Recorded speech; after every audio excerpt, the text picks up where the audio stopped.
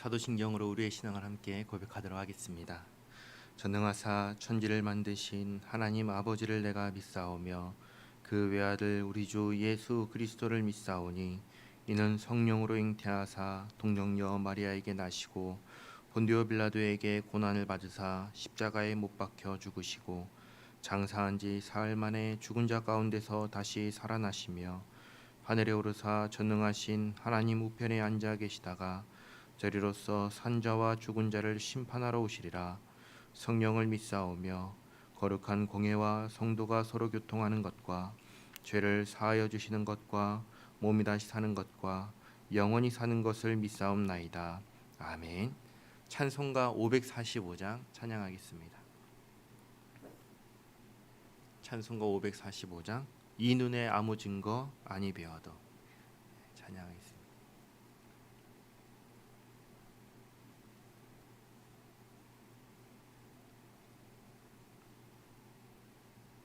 이 눈에 아무 증거 아니 배여도 믿음만을 가지고서 늘 걸으며 이 귀에 아무 소리 아니 들려도 하나님의 약속 위에 서리라.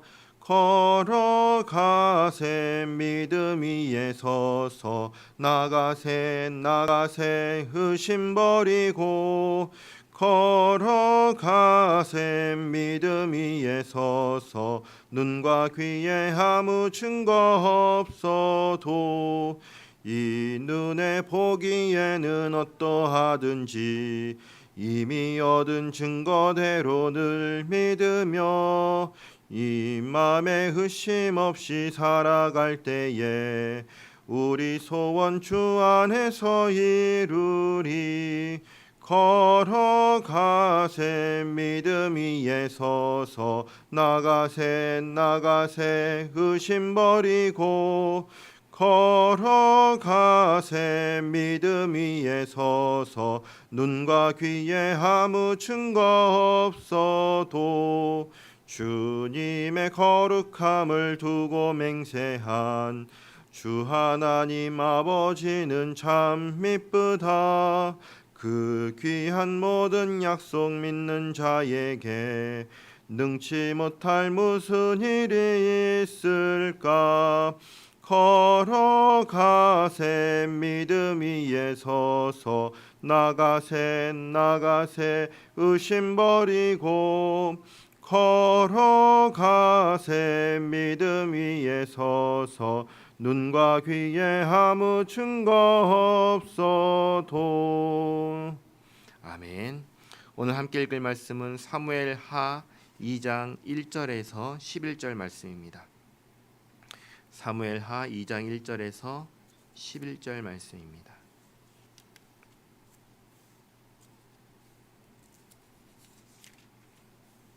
구약성경 464페이지에 있습니다. 1절부터 11절까지 한 절씩 교독하고 마지막 절은 함께 읽도록 하겠습니다. 그 후에 다윗이 여호와께 여쭈어 아뢰되 내가 유다 한 성읍으로 올라가리이까. 여호와께서 이르시되 올라가라. 다윗이 아뢰되 어디로 가리이까. 이르시되 헤브론으로 갈지니라. 다윗이 그의 두 아내 이스라엘 여인 아히노암과 갈멜 사람 나발의 아내였던 아비가일을 데리고 그리로 올라갈 때에 또 자기와 함께한 추종자들과 그들의 가족들을 다윗이 다 데리고 올라가서 헤브론 각 성읍에 살게 하니라. 유다 사람들이 와서 거기서 다윗에게 기름을 부어 유다 족속의 왕으로 삼았더라. 어떤 사람이 다윗에게 말하여 이르되 사울을 장사한 사람은 길르앗 야베스 사람들이니이다 하매 다윗이 길르앗 야베스 사람들에게 전령을 보내 그들에게 이르되 너희가 너희 주 사울에게 이처럼 은혜를 베풀어 그를 장사하였으니 여호와께 복을 받을지어다. 너희가 이 일을 하였으니 이제 여호와께서 은혜와 진리로 너희에게 베푸시기를 원하고 나도 이 선한 일을 너희에게 갚으리니 이제 너희는 손을 강하게 하고 담대히 할지어다. 너희 주 사울이 죽었고 또 유다 족속이 내게 기름을 부어 그들의 왕으로 삼았음이니라 하니라. 사울의 군사령관 넬의 아들 아브넬이 이미 사울의 아들 이스보셋을 데리고 마하나임으로 건너가 길르앗과 아술과 이스라엘과 에브라임과 베냐민과 온 이스라엘의 왕으로 삼았더라.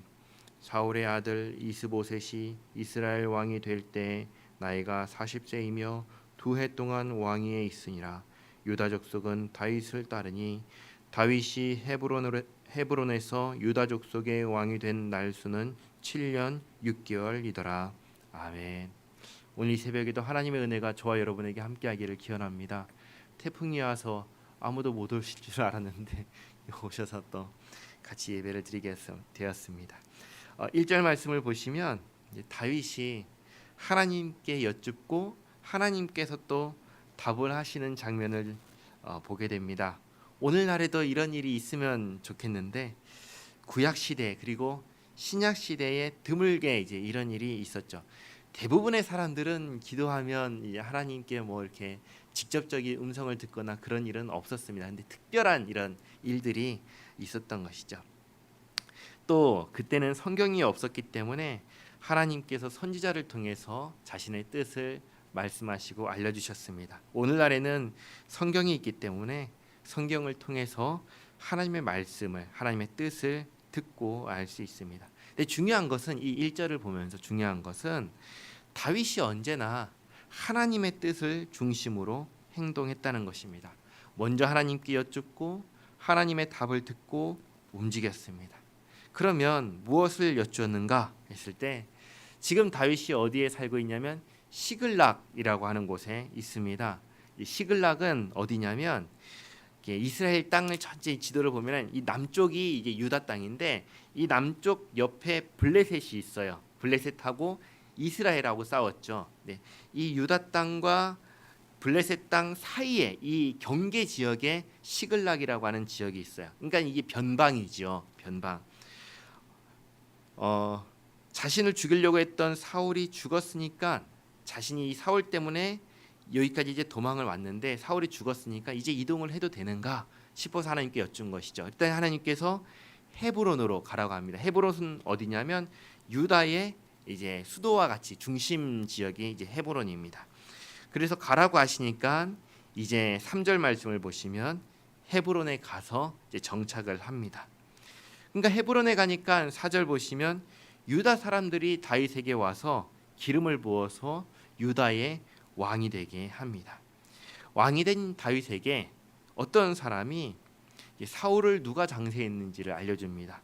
길르앗 야베스 사람들이 장사했습니다 하고 보고를 하는 것이죠. 사울과 이 길르앗 야베스, 이게 길르앗 야베스라는 도시에 사는 사람들이에요.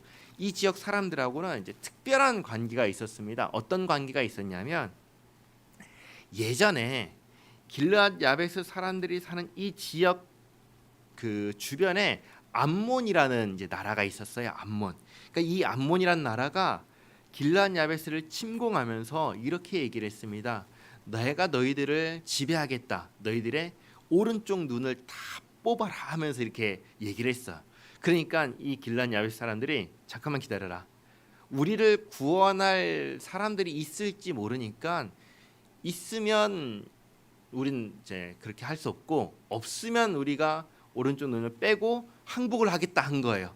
그리고는 이제 사방에 우리를 도와달라고 알렸는데 아무도 도와주겠다는 사람이 없었어요. 그러니까 이제 포기하고 이제 어쩔 수 없구나 우리가 이 암몬 족속의 노예가 되겠구나 했는데 사울이 그들의 이야기를 듣고 의분에 차서 군사를 일으킵니다. 그래서 가서 구원을 해줘요. 이 은혜를 이제 길르앗 야베스 사람들이 받고 기억을 한 거죠. 그래서 어떻게 했냐면 이제 5절 말씀을 보면은 이제 사울의 시신을 걷어가 가지고 그를 장사했다고 하죠. 그게 뭐냐면 이게 사무엘상 마지막에 나오는 이야기인데요.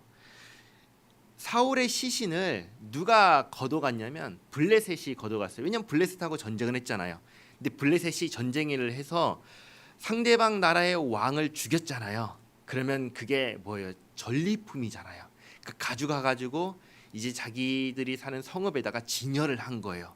그러면 그 시신을 이제 이 길르앗 야베스 사람들이 와가지고 가져간다는 게 쉽겠어요, 어렵겠어요? 어려운 거죠. 이게 목숨을 걸고 해야 되는 거예요. 그럼에도 불구하고 이것을 한 거예요. 왜? 자신에게 은혜를 베풀었던 왕의 시신을 저렇게 모욕하게 내버려둘 수 없다 한 거죠. 그래서 그들이 와가지고 그 장사들이 이제 특별히 무력이 뛰어난 사람들이 와가지고 시신을 탈취해 간 거죠. 그것을 이제 놓고 얘기를 하는 것입니다. 너희가 너희 주 사울에게 이처럼 은혜를 베풀어 그를 장사했으니 여호와께 복을 받을지어다. 그리고 6절 보면 이렇게 얘기하죠. 나도 이 선한 일을 너에게 갚겠다 얘기를 하죠. 그러니까 다만 하나님의 복을 비는 것으로 끝나는 게 아니라 다윗도 자신이 해야 할 도리를 하겠다라고 얘기하는 거예요. 그럼 무엇을 하겠는가 했을 때 7절을 보시면 이렇게 얘기하죠. 너희 주 사울이 죽었다. 그러니까 사울이 죽었다는 것은 다르게 말하면 뭐냐면 지금까지 길앗 야베스를 누가 지켜줬어요? 사울이 지켜줬잖아요.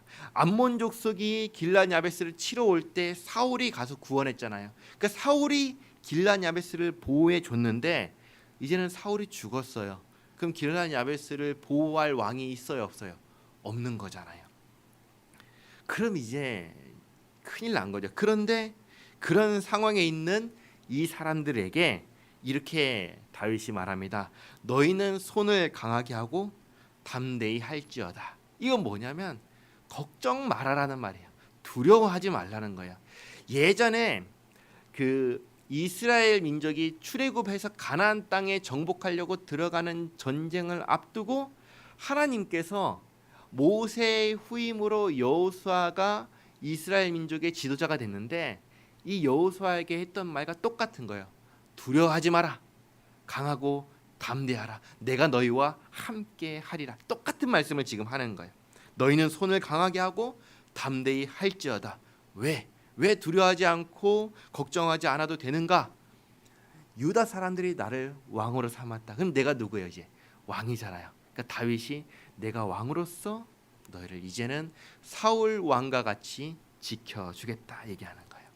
근데 한번 보세요. 사울은 누구죠? 다윗을 죽이려고 했던 사람이잖아요. 근데 길앗 야베스 사람들은 어떤 사람이에요?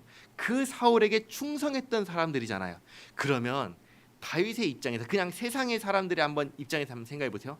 나를 죽이려고 했던 사람에게 충성하는 사람을 내가 어떻게 해야 될까요? 좋게 봐줘야 돼요? 아니면 이건 주목해서 주의해서 봐야 돼요? 이쁘게 볼 수가 없잖아요. 왜?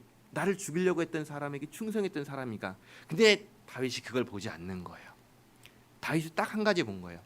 사울이 어떤 사람인가? 이 사람은 하나님께서 세우신 왕이다. 그리고 길앗 야베스 사람은 어떤 사람인가? 하나님께서 세우신 왕에게 충성한 사람들이다. 요것만 본 거예요. 그럼 나는 누구예요? 나는 하나님께 충성하는 사람이잖아요. 그렇잖아요. 다윗은. 그러면 다윗이 하나님께 충성하는 사람으로서 이 사람을 어떻게 대해야 되는가? 자기는 요것만 생각한 거예요. 그래서 다른 인간적인 어떤 그런 거 안 보고 딱 한 가지. 하나님께 세우신 사람에게 충성한 너희를 내가 거두겠다 이렇게 한 거야. 그러니까 길앗 야베스 사람들의 그 은혜를 갚은 것도 멋지지만 이 다윗의 이런 마음도 굉장히 멋있는 것이죠. 자, 한편 8절 말씀 보시면 이제 사울의 다음 이야기, 이스라엘 나라의 민족의 이야기가 나옵니다. 사울의 군 사령관인 아브넬이 사울의 아들 이스보셋을 데리고 마하나임이라는 곳으로 갑니다. 마하나임이 어디냐면 요단강을 중심으로 요단강 동쪽에 있는 지역이에요. 그러니까 사울이 블레셋과 전쟁을 했던 것은 요단강 서쪽이었어요. 그럼 서쪽이 이제 전쟁에서 이겼어요, 졌어요? 졌잖아요. 그럼 이제 이 지역을 뺏겼을까요, 안 뺏겼을까요? 뺏겼죠. 그러니까 더 이상 여기 있을 수가 없잖아요. 그러니까 요단강 서쪽에서 요단강 동쪽으로 망명을 간 거예요. 망명을 가서 사울 왕의 아들이 이스보셋이니까 이스보셋을 사울의 다음 왕으로 세운 거예요. 여기 요단강 동쪽에서. 그래서 이스보셋이 사울이 다스렸던 이스라엘의 다음 왕, 후계자가 된 거죠. 이스라엘 왕으로 세운 것이죠.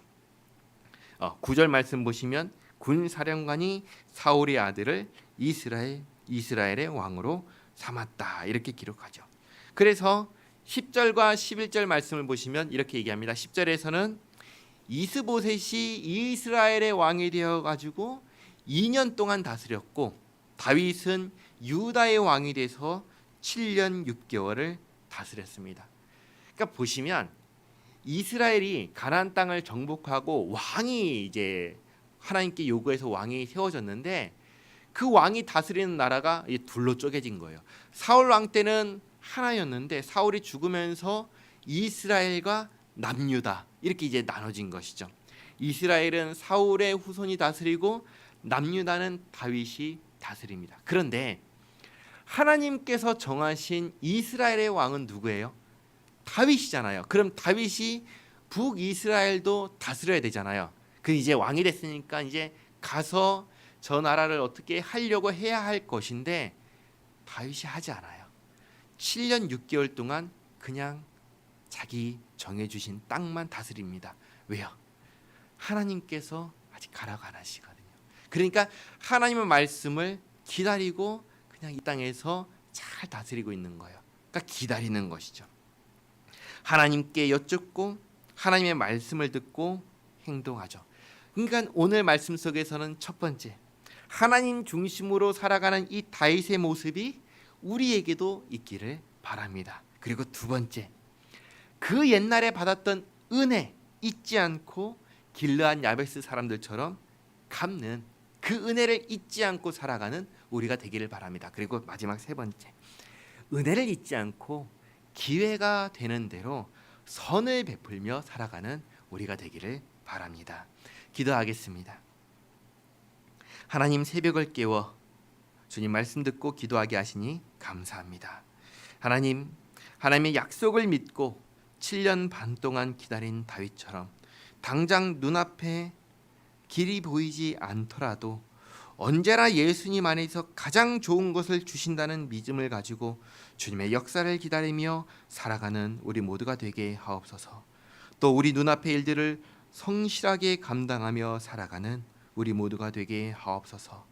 하나님, 이 땅에 살아가면서 다른 누군가에게 받은 은혜 잊지 않고 살게 하옵시고 나 자신도 다른 사람에게 선을 대하며 선하게 대하며 선을 베푸며 살게 하옵소서. 하나님, 태풍의 영향 아래 있습니다. 자연의 힘 앞에 무력한 인생을 봅니다. 불쌍히 여겨주시옵고 주님 성도를 지켜주시옵소서. 큰 피해 입지 않고 순하게 지나가게 하옵소서. 하나님, 우리 원로 목사님, 박중동 목사님, 그리고 치유와 회복이 필요한 성도를 기억하시고 치유하여 주시옵고 회복시켜 주시옵소서. 오늘 이 새벽에도 주님 앞에서 엎드려 간구하는 기도를 들으시고 응답하여 주시옵고 오늘 하루 주님과 동행하는 복된 하루 되게 하옵소서. 예수님의 이름으로 기도하옵나이다. 아멘. 하늘에 계신 우리 아버지여, 이름이 거룩히 여김을 받으시오며 나라가 임하시오며 뜻이 하늘에서 이루어진 것 같이 땅에서도 이루어지이다. 오늘 우리에게 일용할 양식을 주시옵고 우리가 우리에게 죄 지은 자를 사하여 준 것 같이 우리 죄를 사하여 주시옵고 우리를 시험에 들게 하지 마시옵고 다만 악에서 구하시옵소서. 나라와 권세와 영광이 아버지께 영원히 있사옵나이다. 아멘.